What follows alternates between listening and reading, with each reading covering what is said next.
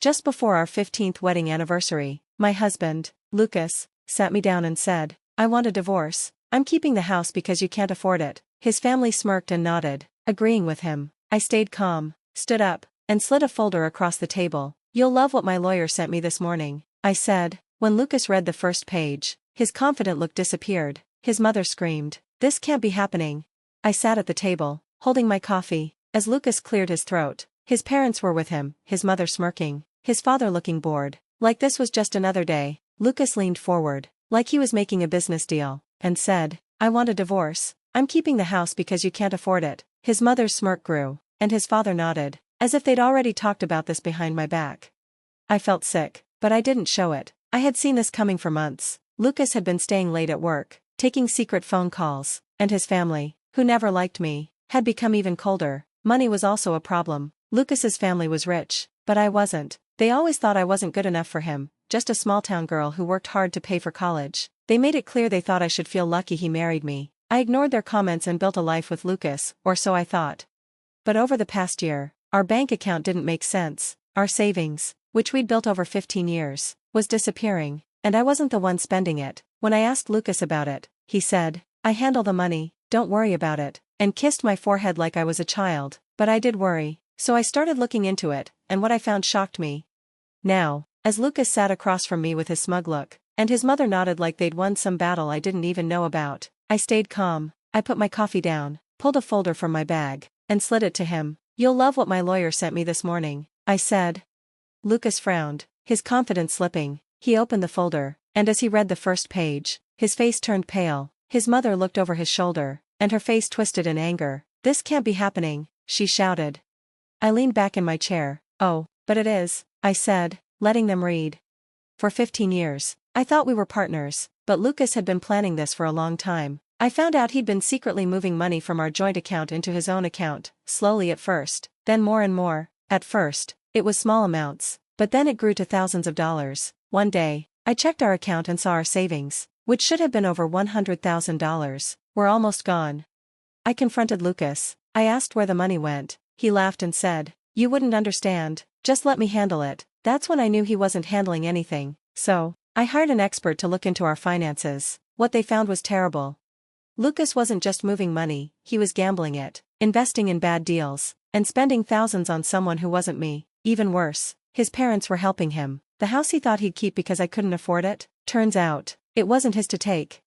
When we bought the house, Lucas's parents helped with the down payment. They made sure I knew how much they contributed, but they didn't realize their names were also on the house. That meant they had a legal claim to it. When I found out Lucas was trying to sell the house and other assets behind my back, I had the legal right to stop him, because of his debts, his shady deals, and the fraud he committed in my name. Yes, I found that too. The courts wouldn't give him anything. The house, the accounts, the business he tried to start with stolen money, all of it was gone. The best part? His parents, who had smirked at me, now realized their son's financial ruin was also theirs. They had co-signed his bad investments, helped him hide money, and encouraged him to think he could throw me away and walk away unharmed. His mother clutched her pearls, and his father rubbed his face, realizing how bad things were. Lucas slammed the folder shut and said, "This isn't over." I smiled. "Oh, honey," I said, standing up and grabbing my coffee. "It was over the second you underestimated me." Then I walked out of the house, for now, because soon, it would be mine. Lucas sat there, angry and panicked. His mother was in shock, and his father flipped through the papers, his hands shaking. I could feel their world falling apart, but this was just the beginning. As I left the dining room, Lucas jumped up. "You're not taking my house," he yelled. I stopped and turned to him. "You mean our house? Or the house you tried to sell behind my back?" His jaw tightened, and his mother pointed at me, shouting, "You manipulative little." I held up my hand. "Careful," I said calmly. "Save your breath for the lawyers you'll need soon." Then I walked out the door and slammed it behind me. The next few weeks were chaos. Lucas called and texted constantly, switching between apologizing and yelling, "Let's talk. We can fix this. You have no right to do this. This is my house. You can't win." But I didn't reply. I let my lawyer handle it. Then Lucas made another big mistake. One night at 2 a.m., a neighbor called me. "Hey," she said, sounding worried, "I don't want to scare you, but Lucas is at the house, throwing stuff onto the lawn." I sat up in bed. "What do you mean?" "He's tossing furniture out the front door like he's crazy. His parents are there too." I got dressed. "Did you call the police?" I wasn't sure, but I think you should come. I grabbed my keys and drove over. When I arrived, I couldn't believe what I saw. The yard was a mess. My couch, chairs, and even my books were scattered everywhere. Lucas stood on the porch, breathing hard, while his mother shouted, "She doesn't live here anymore, get rid of it all." His father stood quietly, looking tired. I got out of the car, holding my phone. "What are you doing?" I asked. Lucas turned to me, his face red. "You left, that means you abandoned the house. It's mine now."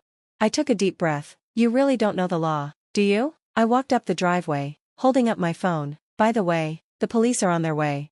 His mother yelled. "You called them?" "No," I said, smiling. "The neighbor did."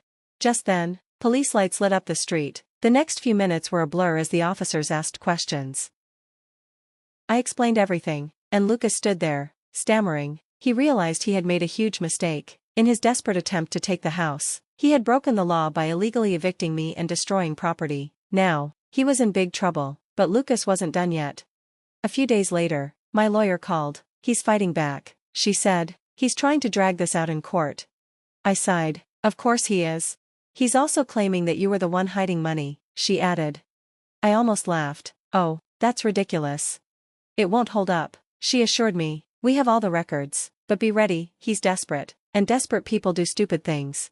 Sure enough, the next day, I got a notification from my bank. Someone had tried to access my personal account, and I knew it was Lucas. He was losing control and trying to hurt me any way he could, but what he didn't realize was that I had been one step ahead of him the whole time. This fight wasn't over. Lucas trying to access my bank account was the last straw. Until now, he had been reckless, arrogant, and manipulative. But this was desperate and illegal. I didn't wait. I called my lawyer. "We need to freeze everything," I said. "All accounts, all assets. I don't want him touching a dime." She agreed and got to work. Within hours, Lucas was locked out of every account that still had my name on it. Then, I sent him a text. "Nice try. Hope you enjoy explaining fraud to the judge." He replied instantly, "You're ruining my life." I stared at the message, feeling a strange sense of satisfaction. "No, Lucas, you did that all on your own." But just when I thought I had him cornered, he did something I never expected. He moved his mistress into the house. And not just any mistress, it was someone I knew. Her name was Jessica. She was someone I'd met through Lucas's work events. She had always been too friendly with him, laughing at his jokes, touching his arm too much. I never thought much of it, but I should have. A neighbor sent me a picture of them unloading suitcases from her car, walking into my house like they owned it. I stared at the photo, shaking with anger. I wasn't heartbroken anymore, now. I was furious. This man had drained our money, cheated, tried to steal the house, and now he had the nerve to move another woman in before we were even divorced. I wasn't going to let this slide. I sent the picture to my lawyer. "We need to move faster," I said. She sighed. "He's digging his own grave. Just let him keep making mistakes." But I wasn't patient anymore. I had been holding on to a piece of information, waiting for the right time to use it. Now was the time. Lucas hadn't just been bad with money, he had been committing fraud in other ways, too. A few years ago, he had taken out a huge loan in his parents' name without telling them. He forged their signatures, used their credit, and then gambled away most of the money. His parents had no idea because he had been making the payments on time, until recently, when he ran out of money. So, I made an anonymous tip. One phone call was all it took. A week later, his parents got a notice from the bank, and then a lawsuit. They were being investigated for fraud. Unless they could prove they didn't take out the loan, they would owe hundreds of thousands of dollars. It didn't take long for them to figure out what Lucas had done, and when they did, everything fell apart. I was sitting in a cafe when I got a message from Lucas's mother. "You did this. I hope you're happy." I smirked and sipped my coffee before replying, "No, Lucas did this. You just covered for him too long." That night, Lucas called me. I let it ring. Then he texted, "We need to talk, please." I ignored it. An hour later, another text came, "Jessica left." I read it twice, then another one, "My parents aren't speaking to me." And finally, "Are you happy now?" I leaned back in my chair, staring at the screen. For the first time in a long time, I felt free, but this wasn't over yet. Lucas kept texting, desperate, but I didn't reply, not at first. Then, something changed. A few days after Jessica left him, I got a call from an unknown number. I usually wouldn't answer, but something told me to pick up. It was Lucas's father. "You need to come to the house," he said, his voice tense. "No," I said. "Why would I do that?" There was a long pause. Then, in a tone I'd never heard from him before, he said, "Please." I didn't know what to expect when I got to the house, but it wasn't this. The lawn was overgrown. The front door was open, and inside was a mess. Furniture was overturned, the walls were damaged, and in the middle of it all, Lucas sat on the couch, a half-empty bottle of liquor on the table. He looked pale and hollow. His mother stood by the door, arms crossed, trying to stay away from the chaos. His father sat across from Lucas, looking exhausted and defeated. I took a deep breath. Why am I here? Lucas looked up at me, and for the first time, I saw fear in his eyes. I lost everything, he whispered. I didn't say anything.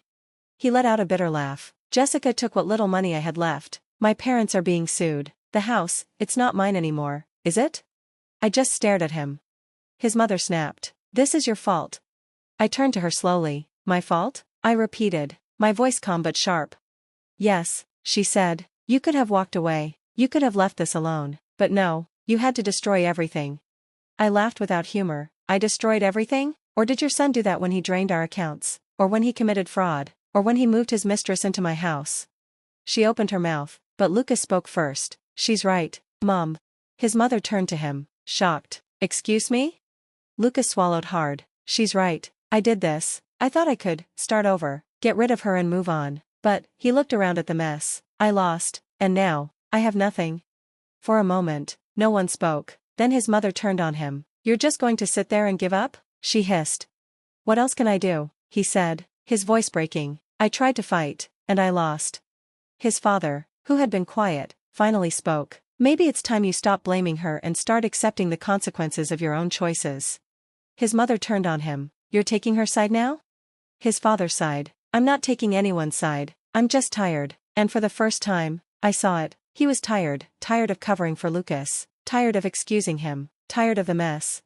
Lucas's mother stormed out, slamming the door behind her. Lucas rubbed his face. She'll never forgive me, he muttered. She'll never forgive me, I corrected, because it's easier to hate me than to admit she raised a failure. Lucas flinched but didn't argue. I looked around the house. I assume this means you're not going to fight me in court anymore.